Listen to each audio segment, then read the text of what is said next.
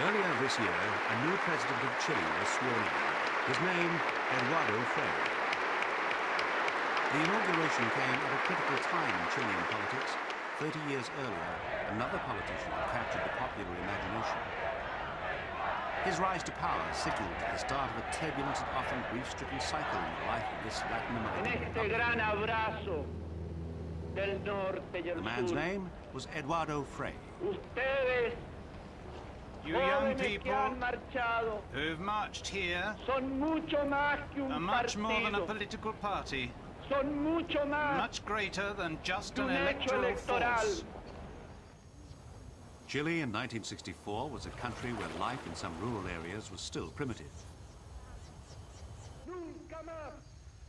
Things weren't much better in the cities, where shanty towns were known as callampas, or mushrooms, because of their tendency to spring up overnight. Frei swept to power on a wave of popular discontent. His Christian Democratic Party had promised the redistribution of wealth and far-reaching social reforms. Frei's campaign slogan, "Revolution and Freedom," evidently struck a chord. But there was another factor in his success. The United States government met more than half the cost of his campaign, and the CIA had mounted a massive operation aimed at discrediting Frei's left-wing rival, Salvador Allende. The new president set to work on his task of modernizing Chile. Areas such as housing were a priority. But an initial burst of economic growth tailed off after the first 2 years of Frei's mandate. His policy on Chile's valuable copper mines was telling.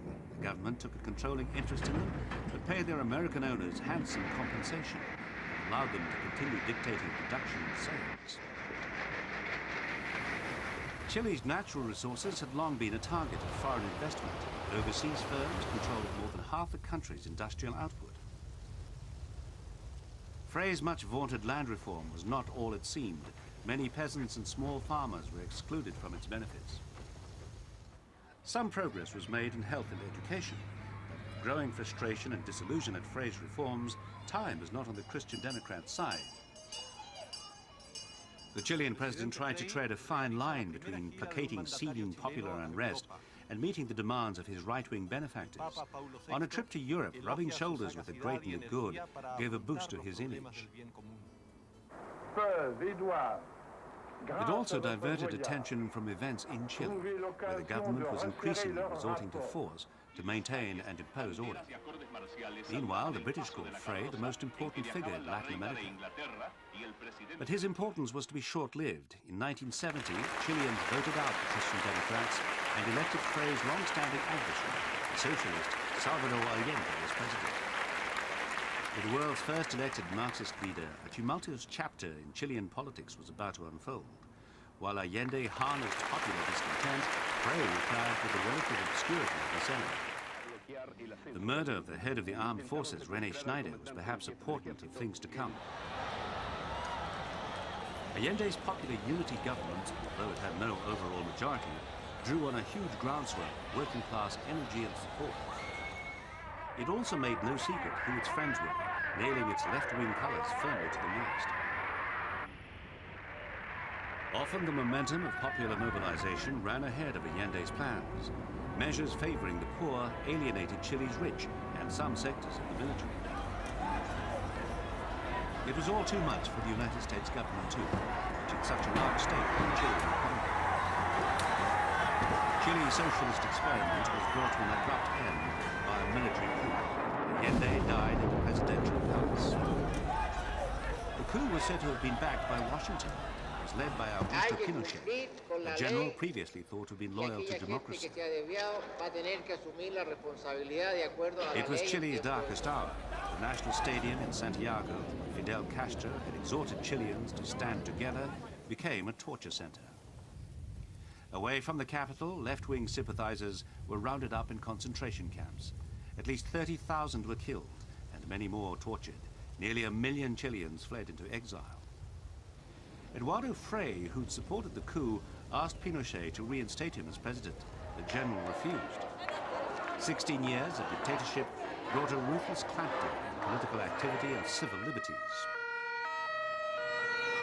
Protesters demanding to know the fate of loved ones who had disappeared met the full force of oppression. Economically, Pinochet imposed the pure money prisons, the so-called Chicago boys, and only soup kitchens kept Chile's poorest alive. The dictator himself narrowly dodged a violent end in an assassination attempt, but he received his comeuppance soon afterwards, when he held a referendum seeking to extend his presidential term. The answer was no.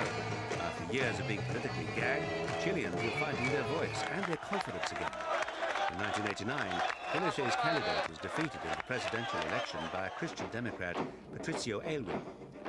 The centre and left had rallied around Aylwin to form a coalition government committed to restoring democracy. But under a constitution introduced by Pinochet, the general would remain head of the armed forces until 1997. It was clear who was pulling the strings. However, the issue of the disappeared remained at the forefront of public consciousness. As the full extent of atrocities under the dictatorship became evident, the president appointed a commission for truth and reconciliation. But it had no power to bring torturers and agents of Pinochet's infamous secret police to justice. The son of Chile's first Christian Democrat president took over from Aylwin, having promised in his election campaign to be hard on the military, but he made no mention of Chile's tragic legacy in his inauguration speech. Frei Jr. is a technocrat pledged to liberal economic policies and encouraging foreign investment. It all sounded faintly familiar, and even the rhetoric bore echoes of 30 years before. Cada vez que concluye Every un time mandato one democratic democrático presidency comes to an y end se inicia otra etapa de vida and another republicana, begins, los jóvenes the young and de those who are edad young o at de heart esperanza se seek preguntan to fulfill the por los dreams sueños, por el and the amor, ideals of love en síntesis, that are the por las greatest grandes reason for living. razones para vivir. En esta noche, Tonight, con profunda I humildad, ask you, yo with les a deep pido, sense of no humility, me dejen not solo, to abandon me, acompáñenme siempre but always to walk al with me servicio de la in the nación. service of our Muchas country. gracias. Viva Chile.